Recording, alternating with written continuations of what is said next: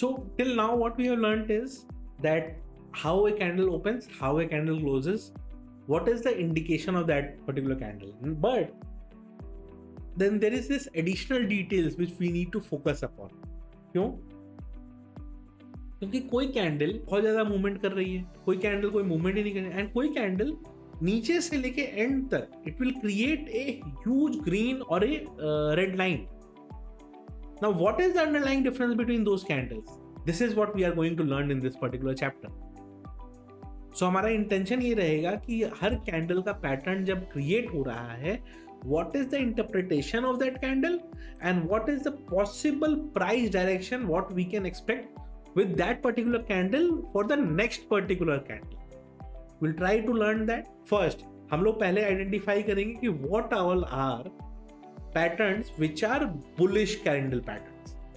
Now over here patterns can be a single candle or a combination of candles. In this video we will cover single candle bullish candlesticks pattern. The first candle which we will discuss is Marabozu. Now what do you mean by Marabozu candle? First, this name actually is a Japanese name. Okay, so most of the candlesticks they were first drawn in Japan. तो Marabozu candle का basic meaning अगर आपको समझना है तो ये होता है कि कैंडल ओपन हो रहा है एंड क्लोज हो रहा है, उस पूरे ड्यूरेशन में उसने प्राइस सिर्फ एक ही डायरेक्शन में रखा है. यानी कि यहां ओपन हुआ, यहां पे क्लोज हुआ, इस बीच में ना ये इस पॉइंट के ऊपर गया है ना ये इस पॉइंट के नीचे गया है. This entire thing is a particular body. The entire thing appears in a single colour. If opening was say green, it has closed in green in a particular range. ये इसके ऊपर भी नहीं गया, इसके नीचे भी नहीं गया, एंड ये कैंडल का साइज काफी बड़ा है from the rest of the candles. That is what marubozu candle is. अब मैं एक बार आपको स्क्रीन पे दिखाता हूँ कि स्क्रीन पे ये कैसा दिखेगा. स्क्रीन पे अगर हम जाएं तो स्क्रीन पे आपको दिख रहा होगा ये particular candle.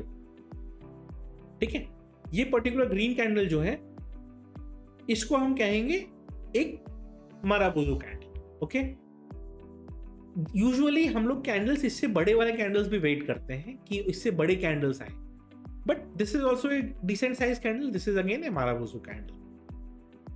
Now you will see few candles named marubozu which will start from here and over here, but normal context में इसको भी एक माराबुजू कैंडल कहेंगे हम. जहां पे ओपनिंग इसकी जहां पॉइंट पे है वहां से जो इसकी एंडिंग पॉइंट है बहुत स्ट्रांग है, एंड इसके नीचे में अगर आप देखेंगे तो बहुत छोटा सा एक विक दिख रहा होगा नीचे एंड ऊपर. यानी कि प्राइस यहां से यहां तक जाने में बहुत थोड़ा सा ही ऊपर नीचे किया है, नहीं तो ये पूरा प्राइस वो सस्टेन किया है. ऐसा नहीं होगा कि यहाँ पे गया है तो प्राइस नीचे आ गया, ऐसा नहीं. ठीक है, तो वो पूरा जो लेंथ बना ये बन गया माराबुजू कैंडल. एक चीज आप नोटिस करिएगा, माराबुजू कैंडल के यूजुअली जो नेक्स्ट कैंडल होता है ना वो उस मोमेंटम को कंटिन्यू करता है. यहाँ पे भी देखिए मोमेंटम को कंटिन्यू किया, एंड अगेन नेक्स्ट कैंडल भी आपके मोमेंटम को कंटिन्यू किया. तो कंटिन्यूअस 3 कैंडल तक सिमिलर मोमेंटम मिला. तो जनरली माराबुजू कैंडल ये इंडिकेट करता है कि नेक्स्ट कैंडल भी मोमेंटम होगा, एंड यूजुअली ये पैटर्न 3 to 4 कैंडल्स तक चलते हैं. नाउ सिंस यहाँ पे प्राइस नीचे ओपन हुआ है एंड ऊपर क्लोज हुआ है, this is a bullish marubozu candle.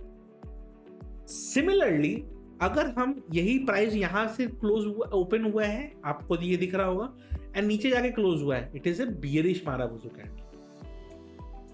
And जैसा मैंने बताया ये 3 to 4 कैंडल्स तक रिपीट होता है पैटर्न.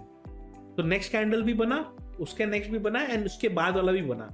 ठीक है, तो ये क्या पैटर्न बना? ये पैटर्न क्या बना कि एक माराबुजू कैंडल अगर बनेगा यूजुअली उसका नेक्स्ट मूवमेंट भी आएगा. नाउ माराबुजू कैंडल में एक पैटर्न आपको जरूरी है समझना कि हाउ डू वी से कि this particular candle is not a marubozu candle and this is a marubozu candle. Because ये जो माराबुजू कैंडल होगा ये बनेगा वहां पे जहां से एक रेंज या तो ब्रेकआउट हो रहा है या ब्रेकडाउन हो रहा है. नाउ ओवर हियर यहाँ पे मार्केट ये बार बार एक ही प्राइस रेंज में इतने सारे कैंडल्स बना रहा था. Now once it is breaking down, it is creating a bigger candle, then we will call it a marubozu candle. ये सेम कैंडल यहाँ पे बनता ना, it is not marubozu, but ये कैंडल चूंकि ये जो प्राइस है हमारा इसके नीचे बन रहा है, जो एक रेंज है उसके नीचे बन रहा है, इसलिए now it is a marubozu candle. And जब ये बनेगा 3-4 कैंडल्स तक ये पैटर्न रिपीट करता है। ये यूजुअली होता है, कभी कभी ऐसा होगा, there are 10% 20% of chances where it will be only a single candle and it will not have a follow up, but most of the time it will have a follow up। इसके बाद आता है next candle spinning top. Okay, spinning top का meaning ये होता है, जो कि मैं सबसे अच्छा मैं आपको समझा पाऊंगा और यहाँ पे लाइव एग्जांपल आपको दिख रहा होगा। अब देखिए यहाँ पे मारुबुजु कैंडल्स बने, 1 2 3 4 लगातार कंटिन्यूअस मारुबुजु कैंडल्स बने। Then we have a candle like this, जहाँ पे इतना नीचे एक बॉडी बन रहा है। आप देखो ये प्राइस कितना नीचे तक गया है, एंड अगेन ये प्राइस बहुत ऊपर तक गया है, बट इसके बीच में एक बॉडी बनी है। ओके, इस पर्टिकुलर बॉडी को हम कहेंगे स्पिनिंग बॉटम। स्पिनिंग बॉटम का मतलब क्या हो गया, मार्केट ऊपर से नीचे तक आ रहा था, समवेयर उसको कोई एक पॉइंट पे स्ट्रक कराया मार्केट ने, नीचे विक बन गई, ऊपर विक बन गई, एंड बीच में छोटा सा बॉडी बन गया, वो हो गया स्पिनिंग बॉटम। अब मार्केट क्या करेगा, इस प्राइस को होल्ड करने की कोशिश करेगा, यानी कि it is a signal of possible reversal in the price. यानी कि यहाँ पे पॉसिबिलिटी ये है कि मार्केट या तो यहाँ रुक जाएगा या इसके बाद और नहीं गिरेगा, या गिरा भी तो बहुत ज्यादा नहीं गिरेगा। तो ये हो गया इसका इंटरप्रिटेशन। ठीक है, ये हमारा बॉटम पे बना है तो स्पिनिंग बॉटम बन गया। इसी तरह से अगर ऊपर ये टॉप पे बनेगा तो ये स्पिनिंग टॉप बन जाएगा। यहाँ पे अगर आप नोटिस करो, देखो यहाँ पे क्या हो रहा है, जूम करता हूँ थोड़ा सा। यहाँ पे आप नोटिस करो कि यहाँ पे प्राइस अचानक से ऊपर आया है, प्राइस ऊपर गया ऊपर गया ऊपर गया, देन ये एक कैंडल बना जिसमें ऊपर थोड़ा सा विक है, नीचे थोड़ा सा विक है, एंड ये जो कैंडल बन गया इसमें छोटी सी बॉडी है, एंड ये कहाँ बन रहा है, टॉप पे बन रहा है। टॉप पे बन रहा है, इसका मतलब इंटरप्रिटेशन ये हुआ कि ये स्पिनिंग टॉप का काम करेगा, एंड यहाँ पे कोई सेलर एक्टिव हो गया है। इसका आइडेंटिफायर ये हो गया कि टॉप पे अगर ये बन रहा है तो उसके बाद क्या होगा कि ट्रेंड रिवर्सल का वो सिग्नल दे रहा है, एंड इसका जो कैंडल का ओपनिंग प्राइस है, क्लोजिंग प्राइस उसके नीचे, तभी तो वो रेड कैंडल बनेगा। तो ऑल्दो इसको एनिमेशन में मैं ज्यादा अच्छा समझा रहा हूँ आपको, एक छोटी सी बॉडी है, ऊपर एक बड़ा सा विक है, नीचे एक बड़ा सा विक है। अगर ओपनिंग प्राइस के ऊपर जाके क्लोजिंग प्राइस क्लोज हुआ है तो वो ग्रीन बनेगा, यानी कि वो स्पिनिंग बॉटम हो गया।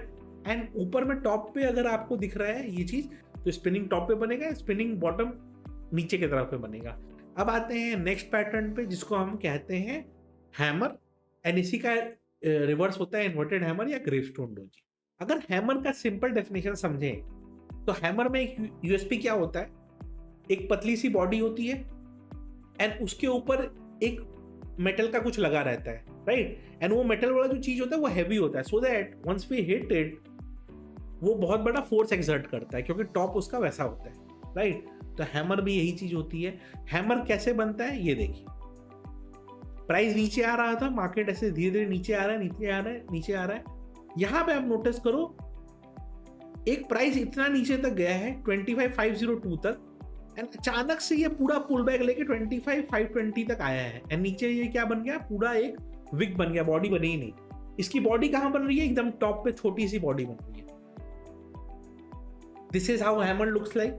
ये हैमर चूंकि नीचे बना, ठीक है, तो ये पॉसिबल साइन है बुलिश रिवर्सल का, यानी कि मार्केट अगर गिर रहा था तो ये यहां से बुलिश साइड में रिवर्सल कर सकता है। तो ये डिफरेंस अपने को समझना होगा कि अगर ये बॉटम पे बन रहा है देन ये हैमर का काम करेगा, यानी कि प्राइस नीचे आया है वहां पे ये बन रहा है, तो it is a possible signal of price reversal, ठीक है।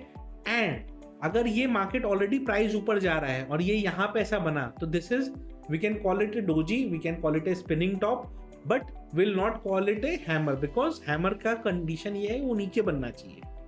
ओके, नाउ इसी का उल्टा होता है, इसी कैंडल को अगर आप उल्टा कर दो तो that becomes either hanging man और इन्वर्टेड हैमर और एनीथिंग लाइक दैट, उसको हम कह सकते हैं। नाम कुछ भी होगा, उसका इंटेंट ये होता है कि वो टॉप पे बनता है। जैसे यहाँ पे आप देखो आराम पूरा विक है एंड नीचे भी छोटी सी विक है एंड यहाँ पे एक बॉडी बनी है, ठीक है। ये जो पतली सी बॉडी बनी है ये इंडिकेट कर रहा है कि इस प्राइस से इस प्राइस तक किसी ने बहुत ज़्यादा सेलिंग करी है। सिमिलरली यहाँ पे भी आपको ये पैटर्न दिखेगा, प्राइस नीचे आ रहा है, नीचे आ रहा है, नीचे आ रहा है, देन ये एक पैटर्न आपको दिखेगा, राइट। अब इसको हम क्या कहेंगे, इसको हम डोजी पैटर्न कहेंगे, प्राइस रिवर्सल का pattern. It is not necessarily hammer. क्यों? क्योंकि पहला कंडीशन था ये ग्रीन होना चाहिए था, बॉटम पे बनना चाहिए था, वो फुलफिल नहीं हो रहा है। सेकेंड कंडीशन, इसके बाद कोई कैंडल इसके नीचे नहीं बनना चाहिए। नाउ इसको आप हैमर इंटरप्रेट करते अगर ये ग्रीन में क्लोज होता, भले रिगार्डलेस कि उसका नेक्स्ट कैंडल रेड बन रहा है, डजंट मैटर, बट अगर ये ग्रीन में क्लोज होता है इसको हम हैमर रीड करते। अभी इसको हम रीड क्या करेंगे, डोजी रीड करेंगे। तो this is the underlying difference between A hammer and A doji. Whenever a doji candle occurs, there are two possible interpretation of that doji candle. One, price reversal. Now यहाँ पे क्या देखिए, inverted hammer है, देखिए अब price नीचे आया है, ठीक है, प्राइस नीचे आया है, लेकिन यहाँ पे क्या बना, डोजी बना, एक ग्रीन कैंडल बना, नेक्स्ट कैंडल भी ग्रीन है, बट यहाँ पे क्या हो रहा है, छोटा ऊपर बॉडी, नीचे ऊपर बॉडी, छोटा सा body. This is A doji pattern. Doji is signal of possible price reversal. Second, doji is a signal of indecisiveness in the market, यानी कि people are not ready to decide whether we should go bullish or we should go bearish. तो ये particular interpretation होता है candles के different different patterns का, कौन सा बुलिश होता है कौन सा बेरिश होता है आपको समझना पड़ेगा, ठीक है।